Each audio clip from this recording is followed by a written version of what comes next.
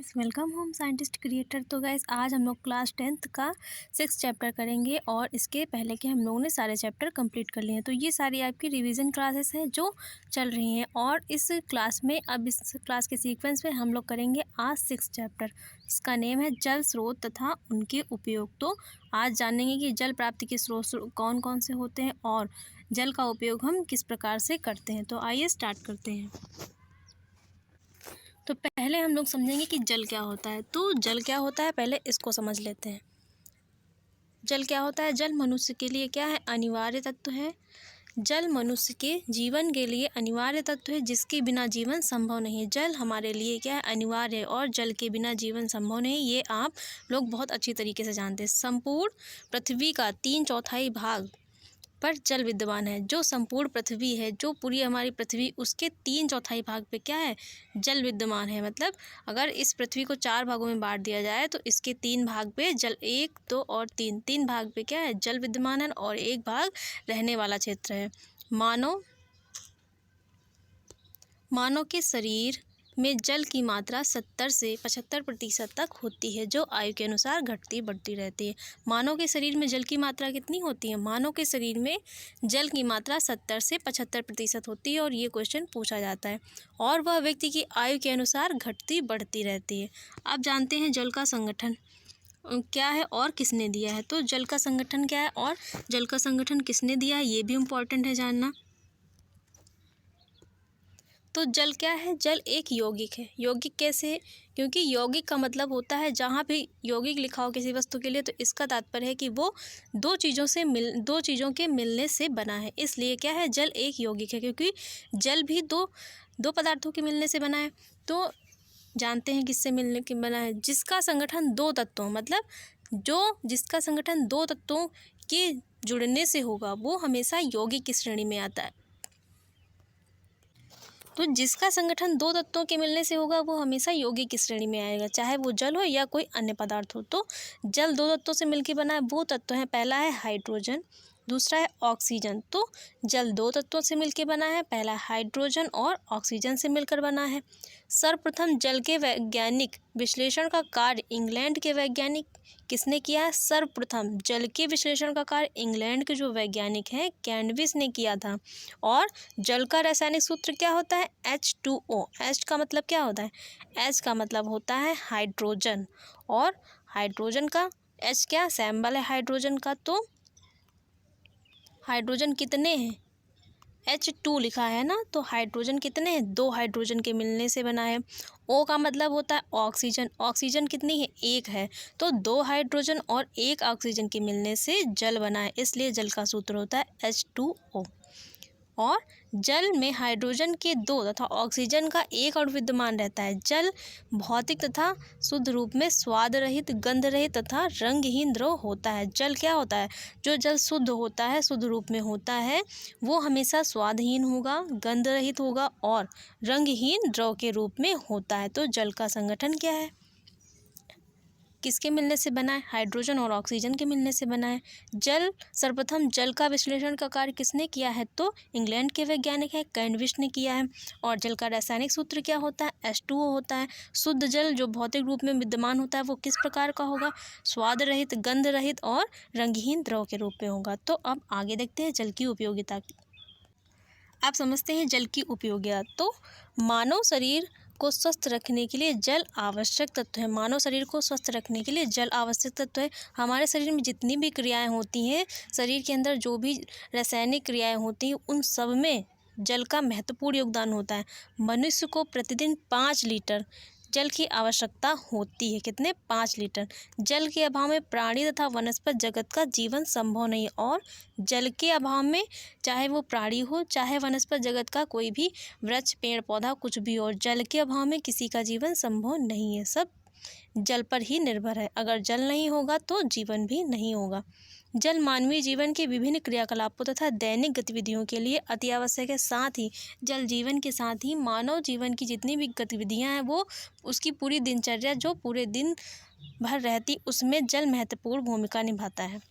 आप समझते हैं कि जल प्राप्ति के स्रोत कौन कौन से होते हैं, किन किन स्रोतों से हमें जल प्राप्त होता है। तो जल प्राप्ति के कुछ प्रमुख स्रोत हैं। पहला है वर्षा, समुद्र, नदियाँ, झील, तालाब, झरने, सोते और कुएं, ये सब क्या है, जल प्राप्ति के स्रोत हैं और इनसे ही हमें जल की प्राप्ति होती है। तो ये सब जल प्राप्ति के स्रोत के अंतर्गत आते हैं। सबसे पहले हम लोग समझेंगे कि वर्षा का जल। तो सबसे पहले क्या समझेंगे, वर्षा का जल कैसा होता है, और ये सबसे बड़ा स्रोत है जल प्राप्ति का, क्योंकि जल प्राप्ति का सबसे बड़ा स्रोत पूछा भी जाता है कि जल प्राप्ति का सबसे बड़ा स्रोत कौन सा है, तो वर्षा क्या है, जल प्राप्ति का सबसे बड़ा स्रोत है।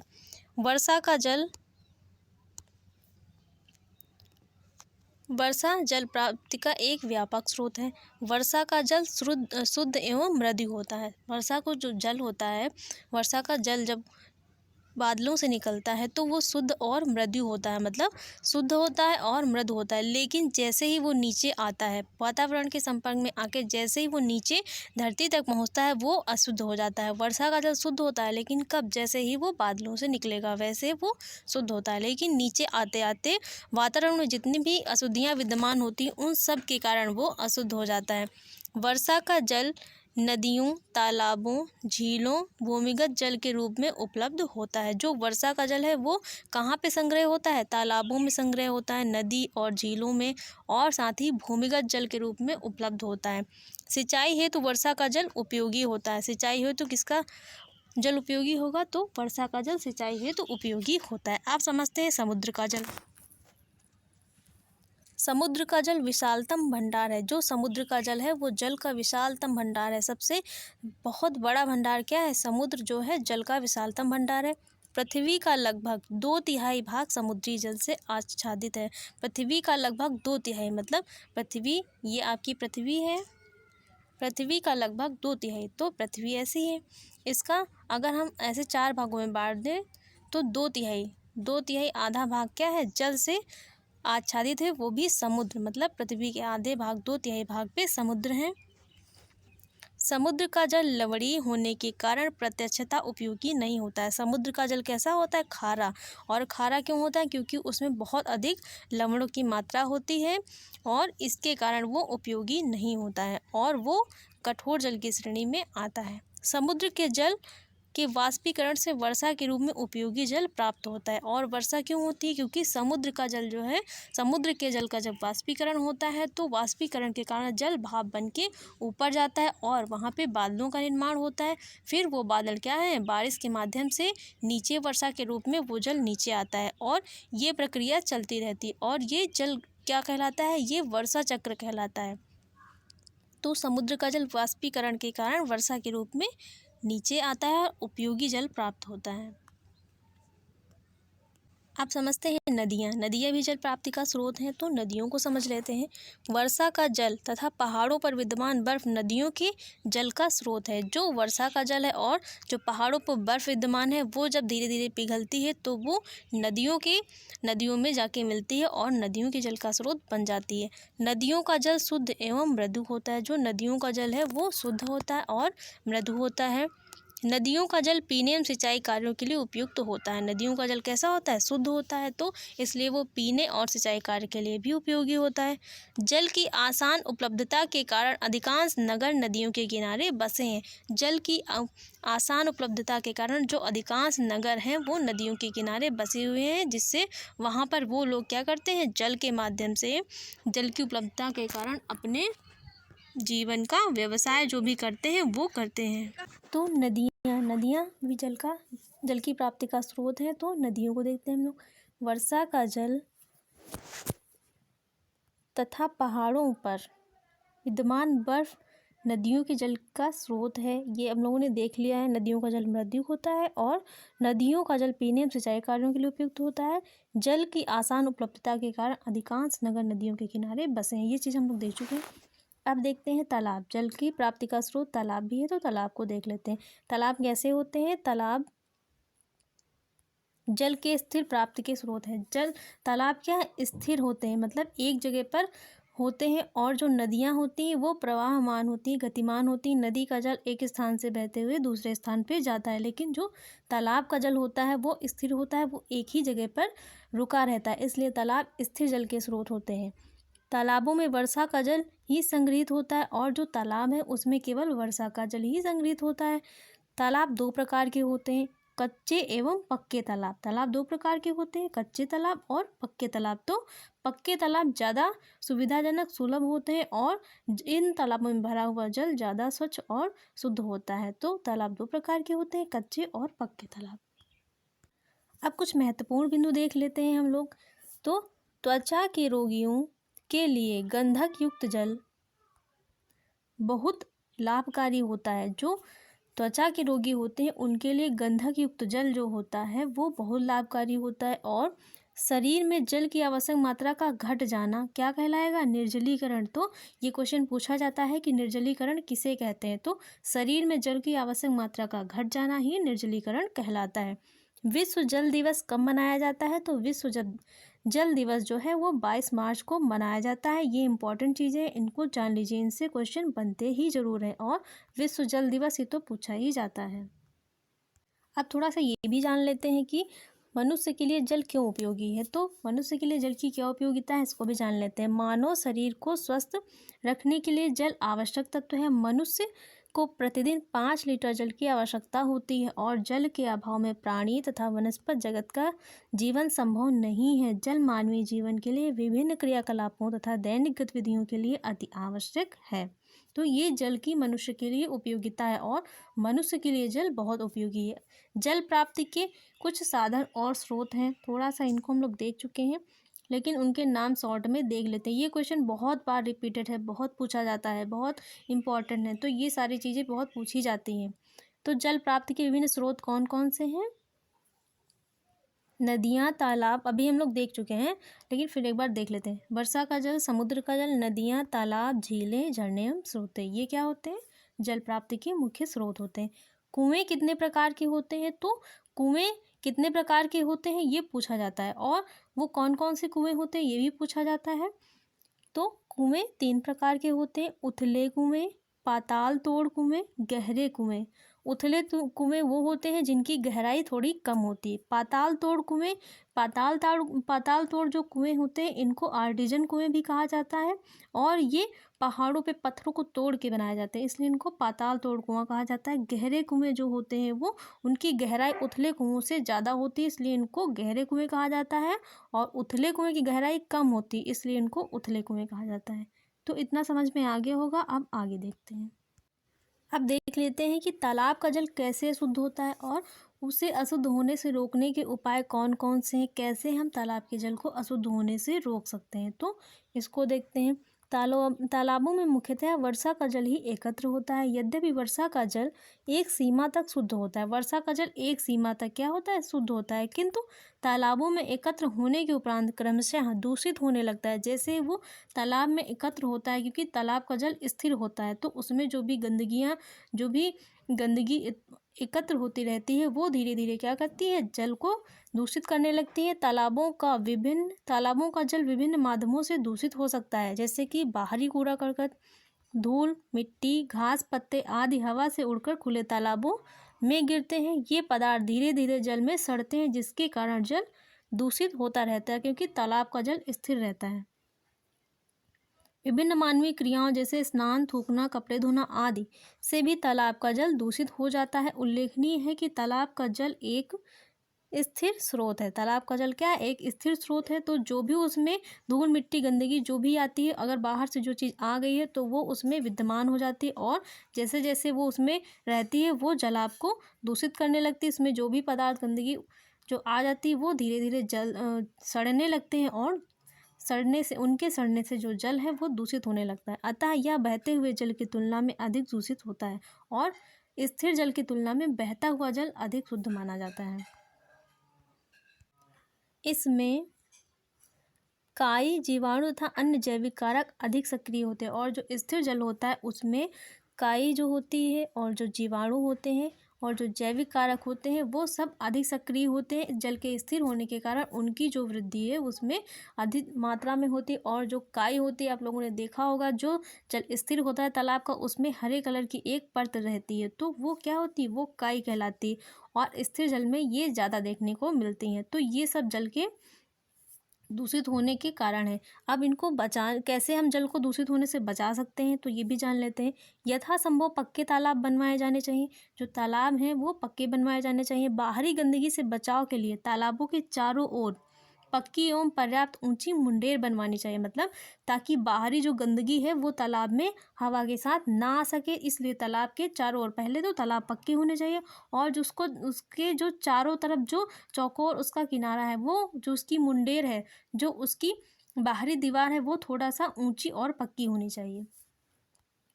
पशुओं द्वारा जल दूषित होने से बचाने के लिए तालाब के चारों ओर कांटेदार तार लगवा देने चाहिए, ताकि कोई भी बाहरी पशु उसमें जाके जल में प्रवेश करके जल को दूषित ना करे। इस वजह से तालाब जो है पक्का होना चाहिए, उसके किनारे मुंडेर होनी चाहिए ऊंची, वो भी पक्की, और उसके किनारे क्या होने चाहिए, कांटेदार तार लगवा देने चाहिए।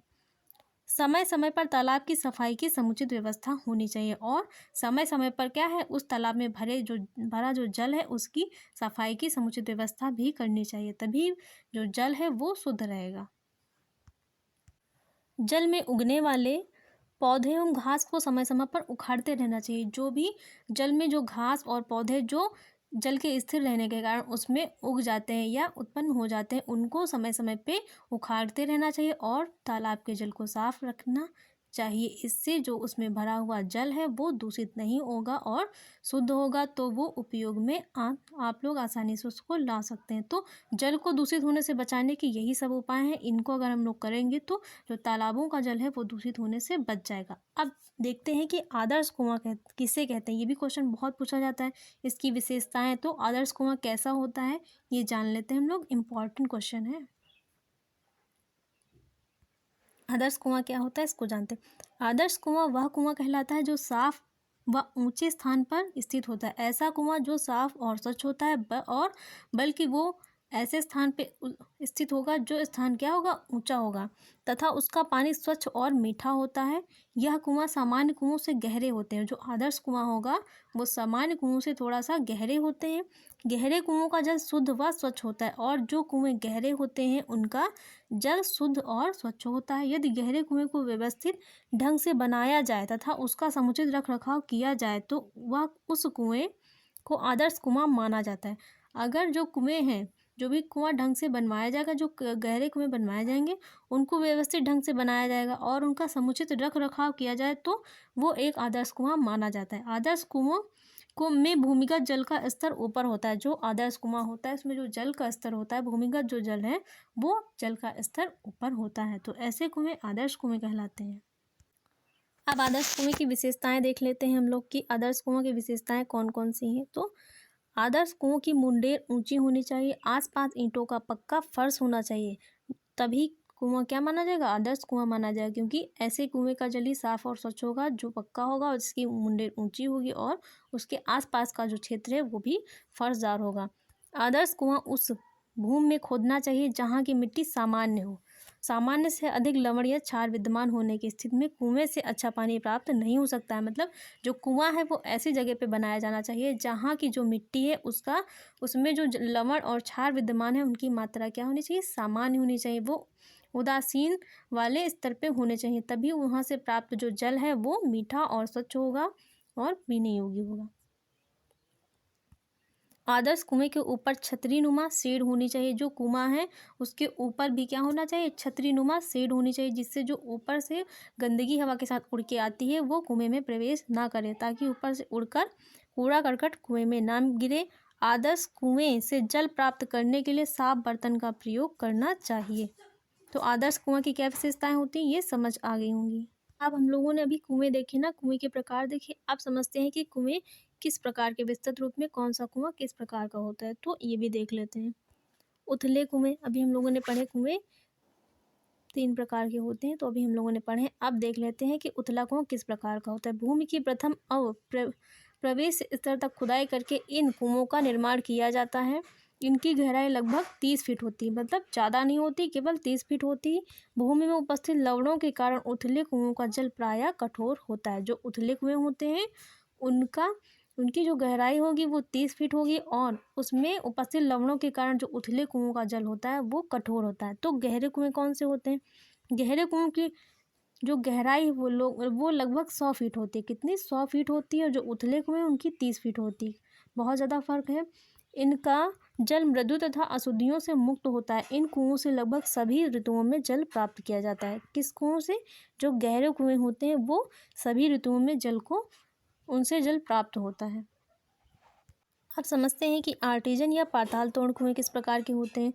तो मुख्य रूप से पठारी एवं पहाड़ी क्षेत्रों में पाए जाने वाले कुओं को पाताल तोड़ कुएं कहा जाता है। ऐसे कुएं जो पहाड़ी और पठारी क्षेत्रों में पाए जाते हैं वो कुएं पाताल तोड़ कुएं कहलाते हैं। इन कुओं को खोदने के लिए डायनामाइट या बारूद का प्रयोग करना पड़ता है, इसलिए इन कुओं को पाताल तोड़ या आर्टिजन कुएं कहा जाता है। क्योंकि इन कुओं को खोदने के लिए बहुत ज़्यादा सख्त पत्थर होते हैं, उनको तोड़ना पड़ता है। उनको तोड़ने के लिए डायनामाइट और बारूद का प्रयोग करना पड़ता है, इसलिए ये कुएं पाताल तोड़ कुएं कहलाते हैं। तो अब ये कुएं समझ में आ गए होंगे आपको। अब हम लोग देखेंगे कि जल प्राप्ति के स्रोत कौन कौन से हैं और जल के प्रदूषण के कारण कौन से। स्रोत देख चुके हैं। मुख्य हम लोगों का प्रश्न देखने का ये रीज़न है कि हम लोग इसके कारण देखेंगे कि जल प्रदूषण के कारण कौन कौन से होते हैं, तो उनको देखते हैं हम लोग। पहला है घरेलू अपमार्जक। जो घरेलू अपमार्जक होते हैं वो जल प्रदूषण का कारण होते हैं। घरों में अनेक ऐसे पदार्थों का दैनिक उपयोग किया जाता है जिनसे जल प्रदूषित होता है। मक्खी, मच्छर, खटमल, दीमक, चूहे, कॉकरोच आदि छोटे जीवों को नष्ट करने के लिए विभिन्न पदार्थों जैसे साबुन, सोडा, पेट्रोलियम उत्पाद, फैटी अम्ल, डीडीटी, फिनाइल आदि का उपयोग किया जाता है, जो नालियों के द्वारा नदियों, झीलों में प्रवाहित हो जाते हैं, जिससे जल अशुद्ध होता है। तो जो घरेलू अपमार्जक हैं, जो घर में यूज़ करने वाले अपमार्जक हैं, उनसे भी जल क्या होता है? प्रदूषित होता है। तो ये भी जल प्रदूषण का कारण है। दूसरा है घरेलू सीवेज। घरेलू सीवेज भी जल प्रदूषण का कारण है। तो घरेलू सीवेज किस प्रकार है? मलमूत्र, घरेलू गंदगी तथा साफ सफाई व कपड़े धोने के उपरांत बचा जल घरेलू सीवेज होता है। शहरी व ग्रामीण क्षेत्रों में उत्पन्न घरेलू सीवेज को इनके समीप प्रवाहित होने वाली नदियों में बहा दिया जाता है, जिससे जल अशुद्ध हो जाता है और जल में ऑक्सीजन की कमी हो जाती है। तो घरेलू सीवेज भी जल प्रदूषण का बहुत बड़ा कारण है। उद्योगों के अपशिष्ट पदार्थ। उद्योगों में विभिन्न रासायनिक पदार्थों का उपयोग किया जाता है जिनसे विषैले रासायनिक पदार्थों का उत्सर्जन होता है। इनमें अम्ल, क्षार, साइनाइड, चमड़े व कागज उद्योगों से उत्सर्जित पारे के यौगिक, शीशे के यौगिक आदि प्रमुख हैं। ये सभी पदार्थ जल स्रोतों को अत्यधिक अशुद्ध करते हैं। ईंधन पदार्थों का जलना। ईंधन पदार्थों का जलना ये भी जल प्रदूषण का कारण है। तो ऊर्जा की आवश्यकताओं को पूरा करने के लिए विभिन्न प्रकार के ईंधन पदार्थों को जलाया जाता है, जैसे कोयला, पेट्रोल, डीजल आदि। इनके जलने से उत्पन्न होने वाली विषैली गैसें राख जल में मिश्रित होकर नदियों, तालाब एवं भूमिगत जल स्रोतों को अशुद्ध करती है। तो जल प्रदूषण का कारण भी ये बनती है। कृषिजन्य प्रदूषण। वर्तमान समय में कृषि एवं वानिकी क्षेत्र में विभिन्न प्रकार की खाद जैसे नाइट्रोजन एवं फास्फेट के यौगिक तथा कीटनाशक पदार्थ का प्रयोग किया जाता है। जब वर्षा होती है तो मिट्टी की ऊपरी परत बहकर नदियों, झीलों, समुद्र में चली जाती है, जिस कारण जल अशुद्ध हो जाता है। तो कृषिजन्य जो पदार्थ हैं उसमें जो कृषि की पैदावार बढ़ाने के लिए जो भी रासायनिक व कीटनाशक का प्रयोग किया जा रहा है वो सब मिट्टी में मिलकर जल प्रदूषण का कारण बनते हैं। अब देखते हैं रेडियोधर्मी पदार्थ। रेडियोधर्मी पदार्थ। नाभिकीय ऊर्जा संयंत्रों में परमाणु परीक्षणों से उत्पन्न रेडियोधर्मी पदार्थ जल को प्रदूषित करते हैं। रेडियोधर्मी पदार्थ जल के विभिन्न स्रोतों, नदियों, समुद्र आदि को अशुद्ध करते हैं। वायु प्रदूषण। जल का प्रदूषण पर प्रभाव पड़ता है। जो वायु प्रदूषण का है वो जल प्रदूषण पर प्रभाव डालता है। वायु प्रदूषण का प्रभाव जल प्रदूषण पर भी पड़ता है। वायु की अशुद्धियाँ पृथ्वी पर वर्षा जल के साथ आकर जल स्रोतों को प्रभावित करती है, जिससे जो जल है वो अशुद्ध हो जाता है। शव विसर्जन किस प्रकार करेगा? धार्मिक मान्यताओं के अनुसार मृत व्यक्तियों के शरीर, शवों एवं उनकी राख को नदियों में प्रवाहित कर दिया जाता है, जिससे जो अशुद्ध जल होता है वो एक तो पहले से अशुद्ध होगा, वो दुर्गंध युक्त और अशुद्ध और भी अशुद्ध हो जाता है। जो शव होते हैं वो भी जल को शुद्ध करने का कार्य करते हैं। तेल द्वारा समुद्रीकरण। तो तेल द्वारा समुद्रीकरण कैसे किया जाएगा? समुद्री प्रदूषण कैसे किया जाएगा? खनिज तेल का परिवहन जहाज़ों द्वारा किया जाता है और मुख्य रूप से तेल शोधक संस्थान समुद्र के किनारे होते हैं, जिनमें कभी कभी क्या होता है, तेल विसर्जन की घटनाएं होती है, जिससे समुद्री जल अशुद्ध हो जाता है। तो ये सब क्या है? जल प्रदूषण के कारण बनते हैं और जल को प्रदूषित करते हैं। तो आप लोगों को क्लास कैसी लगी। अगर क्लास अच्छी लगी हो तो वीडियो को लाइक, शेयर और चैनल को सब्सक्राइब करना मत भूलिएगा। चैनल को ज़रूर सब्सक्राइब कर लीजिए। आप लोगों को इस चैनल पे सारा कंटेंट बहुत ही अच्छा मिलेगा और फ्री नोट्स भी मिल जाते हैं, वो भी हैंड रिटन होते हैं। तो कितने सारे कंटेंट आपको इस चैनल पे मिलेंगे और आगे भी मिलते रहेंगे। तो इस पे होम साइंस से रिलेटेड जितने भी एग्ज़ाम होते हैं उन सब की नोट्स आप लोगों को दिए जाएंगे और बहुत अच्छे से, बहुत ही आसान लैंग्वेज में समझाने की कोशिश की जाएगी। तो हम लोग ये एग्ज़ाम हो जाए, बोर्ड एग्ज़ाम भी हो जाएंगे, उसके बाद जो होम साइंस से रिलेटेड एग्ज़ाम होते हैं उनमें जो टॉपिक पूछे जाते हैं उनकी तैयारी करेंगे। तो मिलते हैं नेक्स्ट वीडियो में। Thanks for watching guys.